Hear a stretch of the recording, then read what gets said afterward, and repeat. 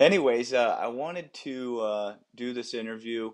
One thing I learned about your past was, as in high school, your freshman year didn't qualify for state, and you followed that up with three state title runs, which I think is just really could open people's eyes to what's possible, and what kind of growth you can go through. So I really like you to tell that story, and then tell me some of the moments that were big for you and helped you understand that was possible, and what you did to actually follow through and get those state titles. Well, the first time I ever seen a wrestling mat was in ninth grade. Never wrestled before that. Never seen wrestling shoes or any of those things. And I went to a club practice, and I really enjoyed being able to wrestle and take people down and do stuff. And a lot of people would have said back then I was probably a natural at it. I played football and played other sports, so tackling and knocking people down wasn't hard, and I wasn't afraid to do that kind of stuff. My freshman year. My freshman year was the year right before they had the mercy rule. So I got beat 22-2 by a kid. I got beat 19-0 by a kid. And both of them ended up winning state championships that year in different divisions. Um, I didn't like losing, and I asked a lot of questions. It was one of those things where what you didn't know would hurt you. So I wanted to know everything I could possibly find out about wrestling. So I went through that season, and I was 16-14 on the season and did not even qualify for state. Um, the same individual that beat me 22-2 pinned me in the district tournament to get to the state tournament. So I was pinned one time in high school, and that was my freshman year. And then I worked my butt off, man. I hit the weights pretty hard. Listened to my coach. Did some a lot of going to some practices with my coach and my workout partners. That's when I started getting into some visualization, visualizing myself doing the moves because I really didn't know enough about wrestling.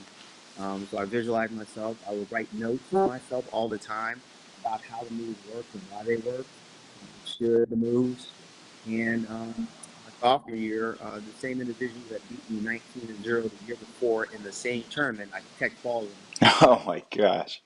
Hmm. Yeah. And then the guy that beat me 22-2, I wrestled him in the state championships. He was a returning state champion as well.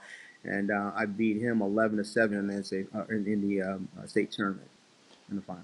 That's insane. So, when your freshman year ended and you're like reflecting on the season, and then, thinking about, having thoughts about what was to come, what were some of the things that went through your head?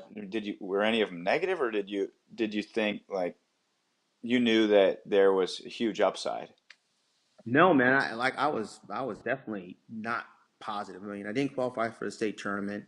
I lost 14 matches, and I lost to what I consider to be good kids. I might have had one or two bad losses at my freshman year, but um, what drove me is I knew that I didn't know a lot, and I just had to keep learning, and I had to keep working hard.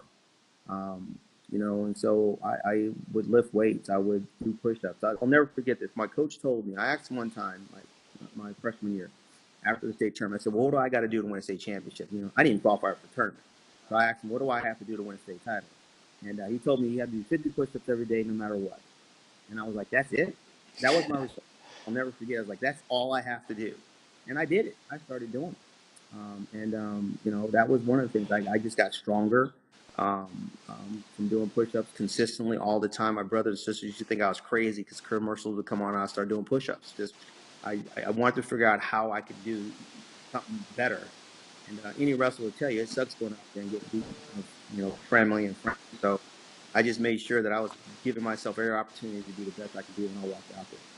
So tell me some of your biggest accomplishments as wrestling, and how does the state title you won your sophomore year stack up to that?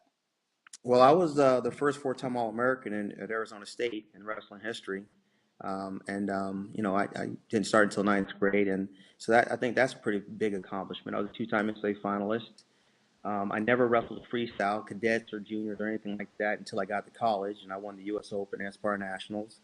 I mean, so for every event that I participated in, and for my age group, I did well. I mean, I made it to the finals. I made it to the finals of every tournament I ever wrestled in. Meaning, so I didn't make it to the finals in the Midlands my freshman year. Before I graduated, I ended up making it to the finals of that tournament. Hmm. So, um, you know, I think my winning my first state championship, beating a guy that was a returning state champ that throttled me the year before, definitely changed the way I thought of myself as a wrestler. Definitely thought of changed the way I what I thought I could accomplish as far as maybe going to getting a scholarship to wrestle in college. So it really did give me the confidence to believe that, hey, if I keep doing what I'm doing, I might be able to go to college and actually wrestle. Um, and all those things kind of panned out for me. My junior and senior year, I went undefeated, didn't give up a takedown, and I contribute a lot of my success to my coaches, my high school coaches.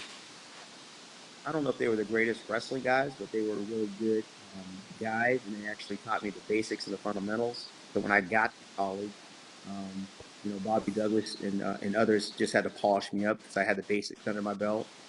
And yeah, I think that I was always surrounded around good, hardworking people. That helped me. When I got to Arizona State, they had just won a national championship. So, I mean, it was either uh, get beat down daily or get better. And so I got better. Gotcha.